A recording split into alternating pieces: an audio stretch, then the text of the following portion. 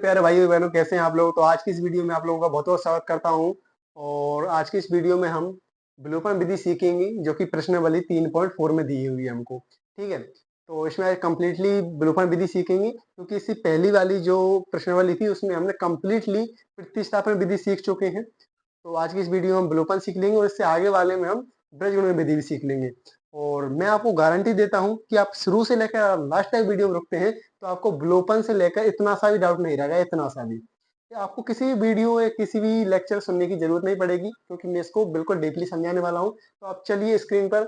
और हाँ, अगर आपने वीडियो को अभी तक लाइक नहीं किया तो लाइक कर लीजिए, चैनल को सब्सक्राइब कर लीजिए जिससे आने वाला वीडियो आपको जल्दी से जल्दी मिल सके। तो देखिए, विलोपन विधि की सबसे पहले मैं आपको विधि समझा देता हूँ कि किस प्रकार से प्रोसेस होती है। देखो भैया, इसमें दो चर होते हैं। दो चर में से भी किसी भी दो समीकरण हमारे पास दिए हुए हैं। जैसे यहाँ पे एक्स बाय दो चर है, यहाँ पे भी एक्स बाय दो चर है। हमको किसी भी एक चर को इक्वल करना होता है और एक दूसरे में से घटा देते हैं तो हमारे पास दूसरा चर का आंसर आ जाता है। उसी दूसरे चर का आंसर को हम समीकरण नंबर इसी में रख देते हैं। हमारे पास जो विलुप्त हुआ है, विलोपन का मतलब होता है विलुप्त।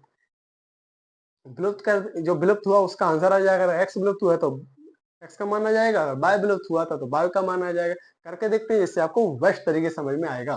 तो देखिए, ये समीकरण नंबर हमारे पास दिए हुए हैं। मैं समीकरण नंबर, ये समीकरण क्वेश्चन नंबर 1 का 1 लिया है मेरे पास। इसके 4 क्वेश्चन है। देखिए, इसमें को हम मान लेते हैं 1 समीकरण, इसको मान लेता हूँ मैं सेकंड समीकरण। ठीक है, अब मैं लिखता हूँ समीकरण नंबर 1। अब दोनों के इक्वल कैसे कर सकते हैं, आपको दो चॉइस है। इसमें दिया है 2x 1x, इसमें दिया है 2x।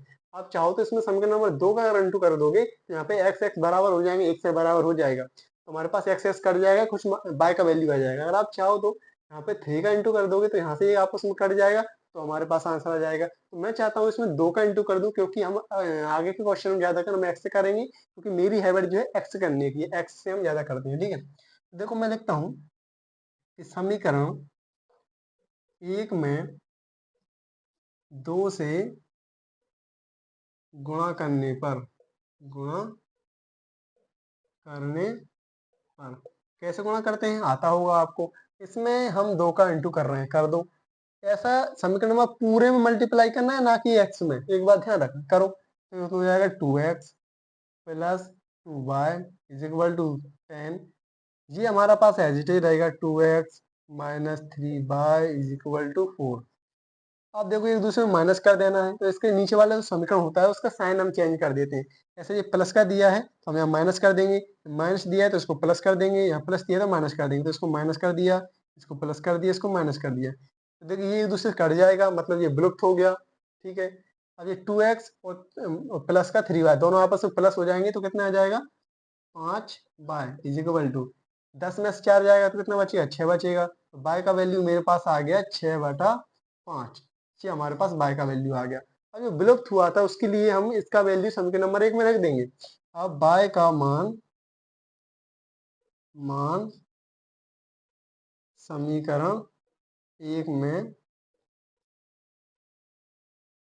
रखने पर, आप चाहो तो समीकरण नंबर 2 में रख के भी आंसर निकाल सकते हो, आंसर सेम आएगा। रख के दो में क्यों नहीं रखा मैंने, क्योंकि देखो यहाँ पे 2x माइनस 3y कुछ बड़ी बड़ी वैल्यू दे रखी है। ये सिंपल सा है तो इसी में रख दो, आंसर आ जाएगा। देखिए, समीकरण नंबर 1 में रखेंगे तो x हमको एज इट इज दिया है प्लस y का वैल्यू निकला है 6/5 इज इक्वल टू 5। तो थोड़ा इसको सिंप्लीफाई करते हैं, इसके बाद आंसर आ जाएगा। देखो क्या करते हैं, इसका इंटू इसमें भी करवा देते हैं, इसका इंटू इधर भी करवा देते हैं, है ना। तो जो हो जाएगा 5x plus 6 is equal to 25। इसका 25 हो जाएगा, ये 5x हो जाएगा, 6 एच बचेगा। तो 5x इसको उधर पहुंचाते हैं तो बराबर में 25 माइनस 6, ये तो घटेगा तो कितना बचेगा, 19 बचेगा। 25 में 6 गए 19 बचा तो x का वैल्यू आ जाएगा 19/5।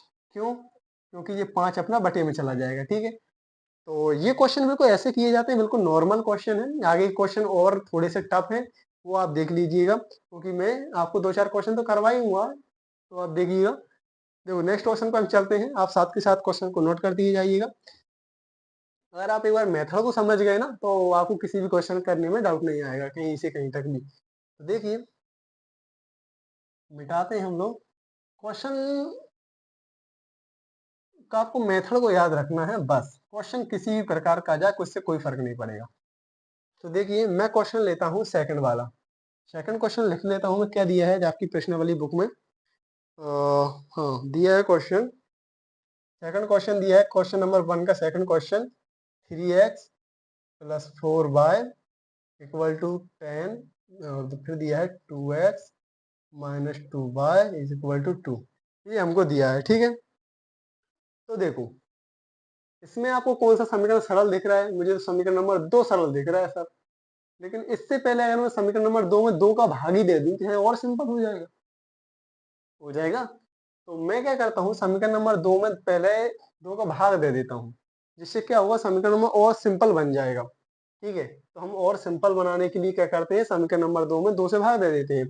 समीकरण 2 में 2 से भाग देने पर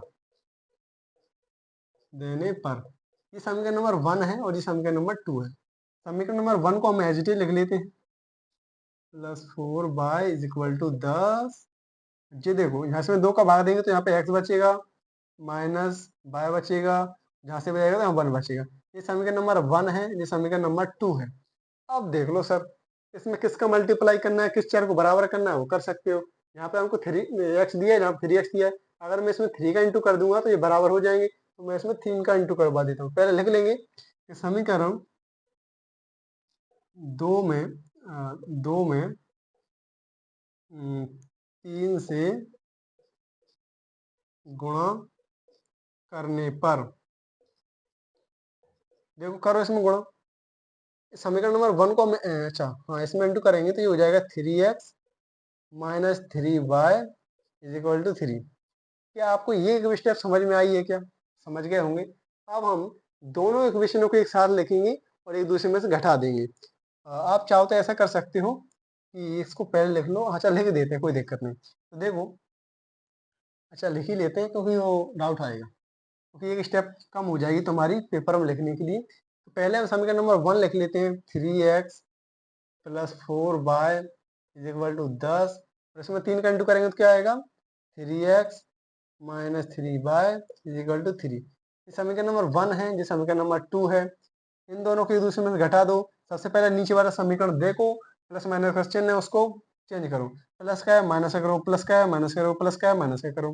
तो ये दोनों चार बराबर है, काट दो, 3 में से 3 के क्रम, 4y 3y, तो कितना हो जाएगा 7y इक्वल टू 10 में से 3 गए तो 7 बचा, y का वैल्यू कितना आ गया, 1 आ गया। ठीक है, एक बार देख लेते हैं कहीं गलती ना हो जाए कहीं, है ना। क्वेश्चन गलत एक बार हो जाता है ना, फिर एकदम दिमाग खराब हो जाता है, इसलिए मैं चाहता हूँ कि क्वेश्चन एक बार चेक कर लिया जाए। ठीक है, सही है अपना। तो आगे देखिए, आगे क्वेश्चन में आगे तो इसका अपन ने जो विलुप्त हुआ था यहाँ पे x, इसको मान निकालने के लिए हम y जो दिया है, y का वैल्यू 1 है, उसको समीकरण नंबर इसमें रख देते हैं। आप इसमें किसी में भी रख दो आंसर आ जाएगा। तो मैं इस वाले समीकरण में आंसर रख देता हूँ, तो यहाँ पे बचेगा x माइनस 1, हाँ सॉरी सॉरी सॉरी कुछ गलत बोल गया, इन दोनों में से किसी में रखना होता है। देखो हमारा बाय का वैल्यू 1 है, तो समीकरण नंबर मैं चाहता हूँ एक में रख दूं। चाहो तो आप इस वाले में रख दो, चाहे इसमें रख दो, मैं इस वाले में रख देता हूँ। ठीक है, देखिए 3x प्लस 4, बाय का वैल्यू 1 दिया है तो 1 रख दिया, बराबर हम 10 दिया है। ठीक है, इसमें आपको नहीं रखना था, इसमें रख दो, समीकरण आपको शुरू में दिए थे उसमें रखना होता। ठीक है, मैं थोड़ा गलत बोल गया था। ठीक है, कोई दिक्कत नहीं, सॉरी। तो इसमें रख देते हैं हम लोग, तो 3x इज इक्वल टू, और जिस 4 आएगा इधर जाके माइनस का हो जाएगा, तो 10 माइनस 4। अब 3x इज इक्वल टू 10 में से 4 गए कितने बचे, 6 बचे, तो कितना आ जाएगा इसका आंसर, 2 आ जाएगा। क्या सही आया है आंसर? मुझे गड़बड़ लग रहा है भाई, बताओ कोई कमेंट करके सही आया है क्या। तो अपना आंसर बिल्कुल करेक्ट आया है। हाँ, एक मिस्टेक मुझसे हुई है, सॉरी। अपन इसमें भी रखते तो अभी हमारा 2 आ जाता, किसी में भी रख सकते हैं, वो थोड़ा पता नहीं कैसा कंफ्यूजन हो गया मुझे। आप किसी भी समीकरण में रख दे, यहाँ रख दे, पहले मैं इसमें रख रहा था तो ये इधर जाकर प्लस का हो जाता तो भी आंसर 2 ही आता। ठीक है, क्योंकि वो बुक में थोड़ा एरर था तो इस कारण से मुझे कंफ्यूजन हो गया। तो इसके बाद हम क्वेश्चन अगला करेंगे, जिससे पहले आप इसको नोट कर लीजिए अच्छे से।